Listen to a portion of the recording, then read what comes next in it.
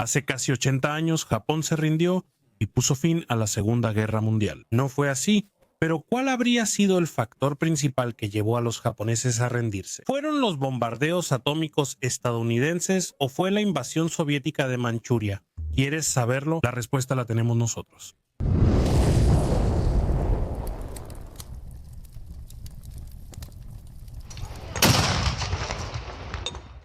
Antes de que empecemos, vamos a recordar que ya casi se cumplen 80 años del final de la Segunda Guerra Mundial, cuando Japón finalmente firmó la rendición ante los aliados. Y para que te enteres de todo lo que pasó, toda esa secuencia de eventos, creé un grupo especial en WhatsApp donde todos los días estoy publicando novedades, estoy compartiendo curiosidades sobre esos últimos meses de la guerra. Si quieres unirte al grupo, haz clic en el enlace de la descripción. O también escanea el código QR que está en la pantalla. Te espero ahí con mucho gusto. Entonces, vamos a una de las mayores polémicas de la Segunda Guerra Mundial, ¿verdad?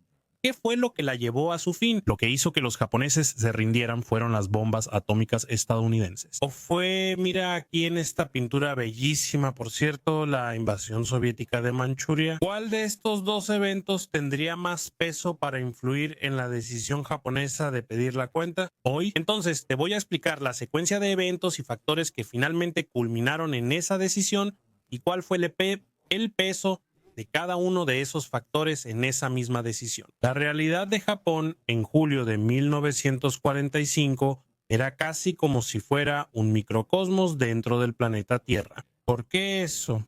Porque esa población japonesa era el resultado de una civilización ininterrumpida, o sea, que nunca sufrió una interrupción en su estructura dominante durante casi 2000 años. Entonces, tienes una población que está altamente adoctrinada en los preceptos y en el etos de lo que significa ser japonés. Y también tienes un control mediático y un control total de la información ejercido por el gobierno de Japón. Eso hacía que el gobierno en Tokio fuera capaz de ocultar incluso los mayores desastres a la población japonesa, como por ejemplo el hundimiento de los 4 portaaviones japoneses en la batalla de Midway, la pérdida de las Islas Marianas e incluso la verdadera cercanía de los estadounidenses al Japón, ya que habían desembarcado en la isla de Okinawa. La civilización japonesa también estaba impregnada de una mística histórica, de que los elementos, de que los dioses siempre los favorecían y que en casos de extrema urgencia nacional serían eventualmente en el último momento salvados por esas fuerzas divinas. Entonces, eso hacía que la rendición japonesa, incluso en ese estado tan avanzado de la guerra, fuera algo bastante difícil de considerar. Esta es una foto del último gabinete japonés de la Segunda Guerra Mundial, que asumió el cargo el 7 de abril de 1945, alrededor del primer ministro Kantaro Suzuki.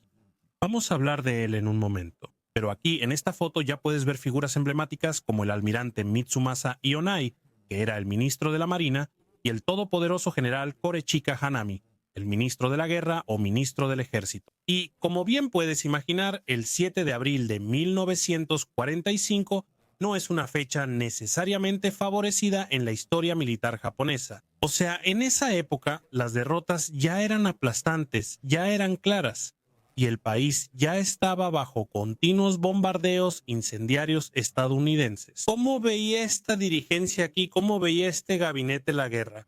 Entonces, aunque ya existían, en ese nivel más alto del gobierno, elementos que querían la firma de la paz, como el almirante Ionai, también había elementos reaccionarios, aquellos que todavía se sentían bastante beligerantes, como el general Hanami. Y aunque ese tipo de elemento todavía creía mucho en la salvación, en la victoria final. Y también creía que la pérdida de todos los territorios ultramarinos japoneses no sería razón suficiente para considerar una rendición. Ellos también sabían que en ese momento de la guerra ya no existía posibilidad de una victoria. Todo lo que ellos querían en ese punto era evitar la derrota y evitar la derrota. Significaba conseguir condiciones aceptables para mantener el honor japonés en la mesa de negociaciones con los estadounidenses. Y en ese punto, esos líderes japoneses que estás viendo aquí no se quedaron simplemente sentados esperando que las cosas sucedieran. Ellos desarrollaron un concepto operacional llamado Ketsugu, y eso significaba movilizar prácticamente a casi toda la población japonesa, ya que el gobierno en esa época ya hablaba sobre el sacrificio honorable de los 100 millones en honor al imperio. La forma en que Japón podría conseguir ese armisticio honorable con Estados Unidos entonces sería resistir duramente la invasión estadounidense al propio Japón, haciendo que los estadounidenses perdieran un número inmenso, inimaginable de soldados en esa operación, y con eso lograr que el público estadounidense allá en Estados Unidos perdiera la fe en la guerra y obligara a sus autoridades a negociar con las autoridades japonesas. Y si tú ahí crees que eso es un gran problema, de un delirio de que los japoneses nunca iban a poder superar a los estadounidenses o incluso causarles ese tipo de impacto,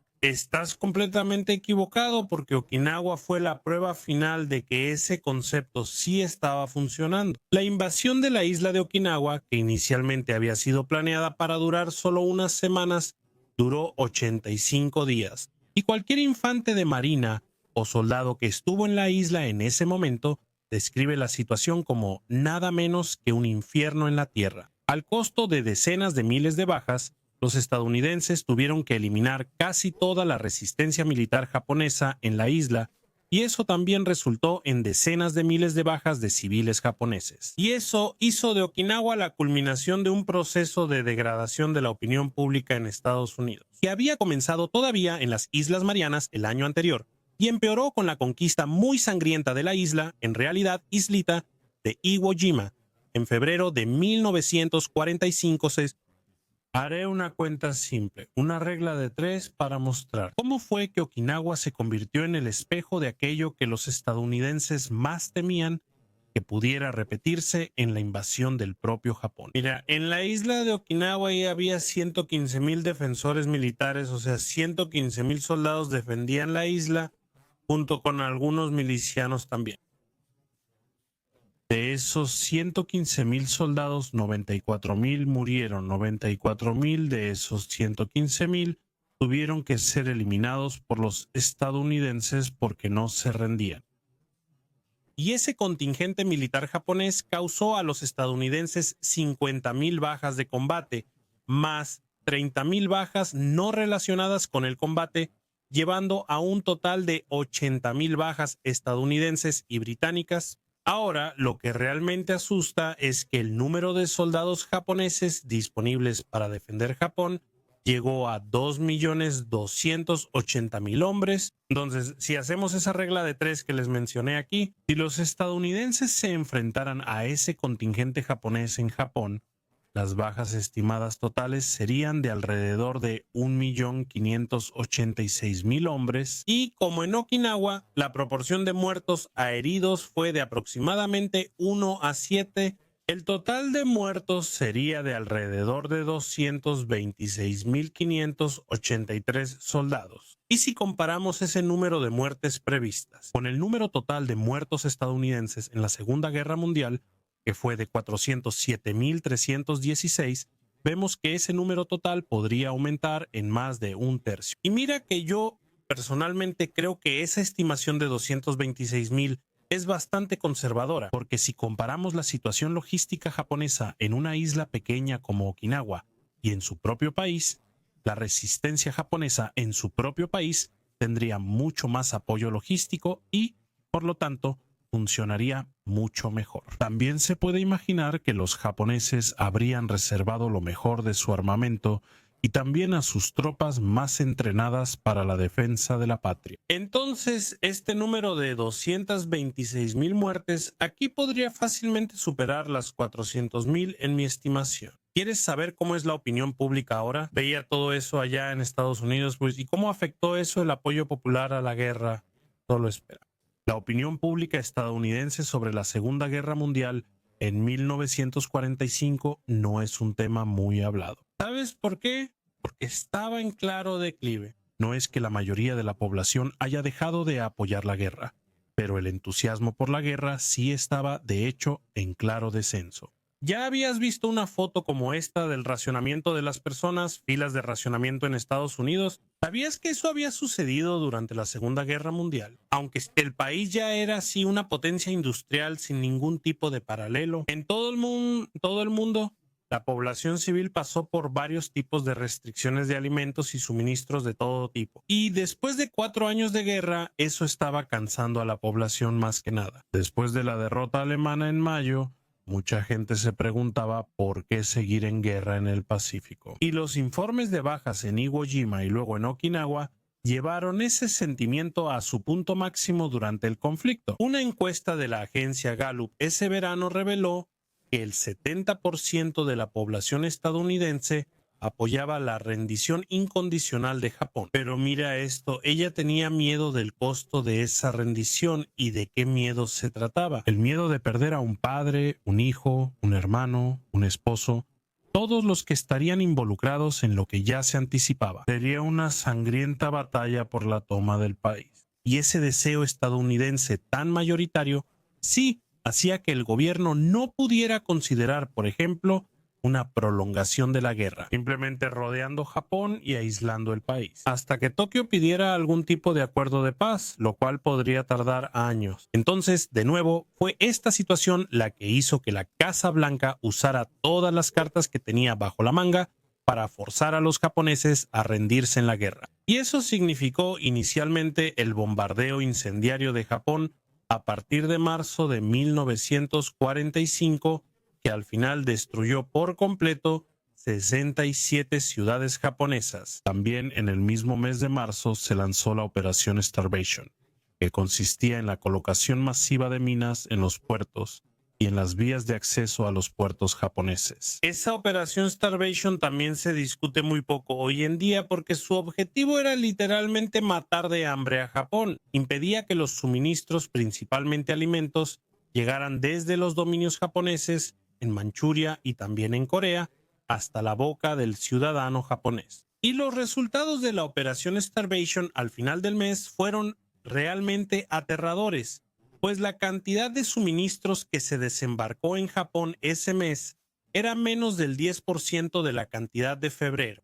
Y por último, claro, el alto mando estadounidense también autorizó el lanzamiento de las bombas atómicas sobre Japón, ya que el país ignoró por completo las demandas de rendición de la Declaración de Potsdam. Entonces, hablemos ahora un poco de la Unión Soviética porque es una parte importante de nuestro país y la Unión Soviética tenía un papel preponderante que desempeñar dentro de la estrategia japonesa de resistir a los norteamericanos, porque dentro de la alta planificación japonesa, Stalin debería ser el mediador que pondría a japoneses y americanos en la misma mesa y definir condiciones honorables para que ambos lados terminaran el conflicto. ¿Y por qué los japoneses pensaban que Stalin podría hacer eso? Porque desde 1941, desde abril de 1941, Japón y la Unión Soviética habían firmado un pacto de no agresión que tenía una validez establecida de 5 años. O sea, solo iba a vencer en 1946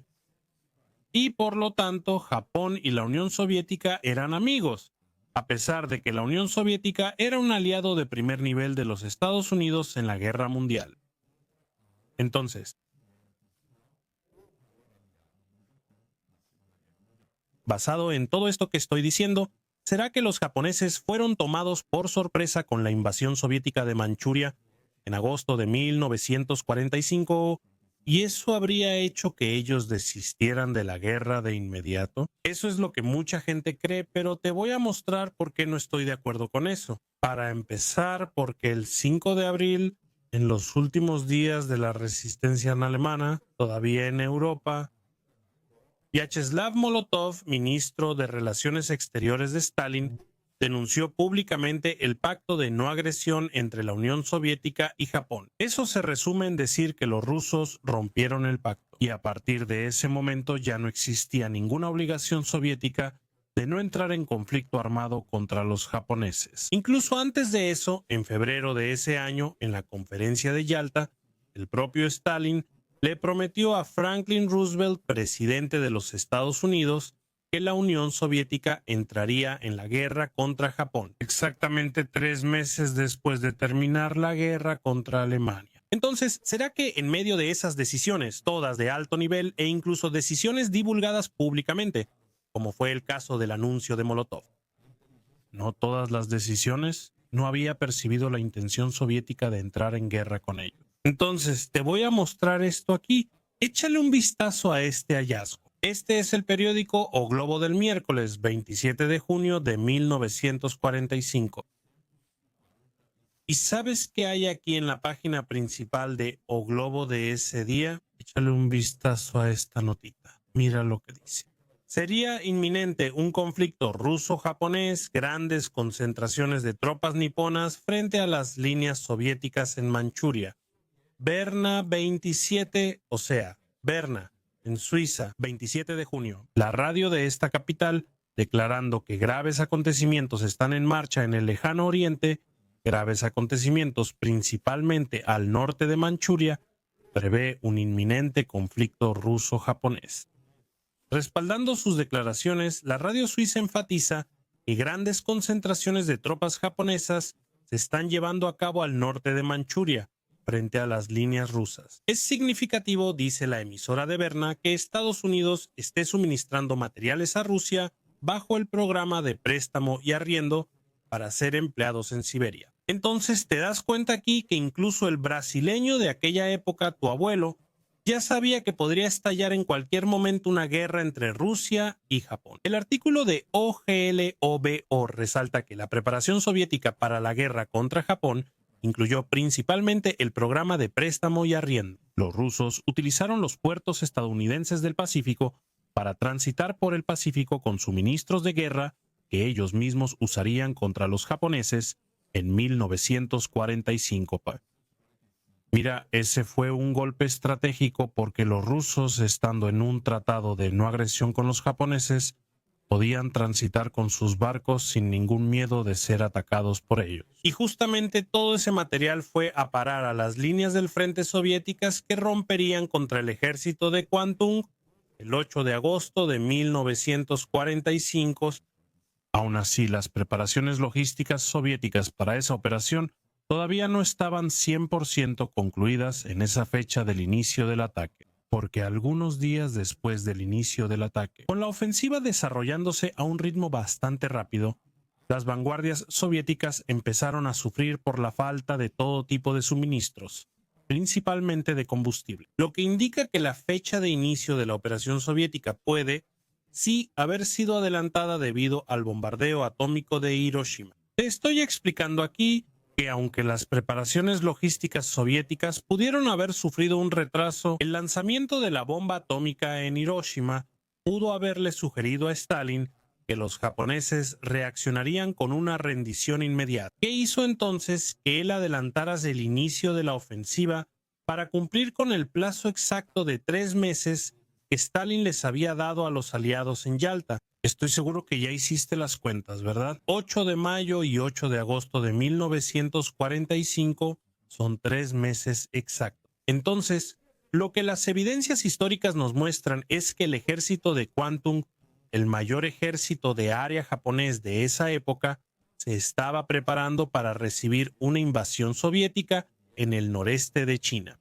Sin embargo, se equivocaron con la fecha, porque la estimación en la que los japoneses trabajaban era que los soviéticos no estarían listos para atacar antes de la segunda mitad de septiembre o incluso a principios de octubre. Y la documentación del propio ejército de Kwantung indica que sus líneas de defensa estaban programadas para estar listas solamente en octubre. Y de hecho, la fe japonesa en esa fecha era tan grande que fue solamente cuando el embajador Sato se reunió con Molotov en la noche del 8 de agosto allá en Moscú, y Molotov entonces le entregó a Sato. La declaración de guerra soviética a Japón fue cuando los japoneses tuvieron la primera pista de que estaban a punto de ser atacados. Como ya mencioné, el ataque soviético ocurre en la madrugada entre el 8 y el 9 de agosto, y en la mañana del 9 de agosto la segunda bomba atómica cae en Nagasaki y el resultado del segundo bombardeo atómico. También ya discutí esto aquí en nuestro video de Nagasaki minuto a minuto. Es que los japoneses tienen la confirmación de que los norteamericanos poseen un arsenal vasto de bombas atómicas y que ahora la destrucción completa de su país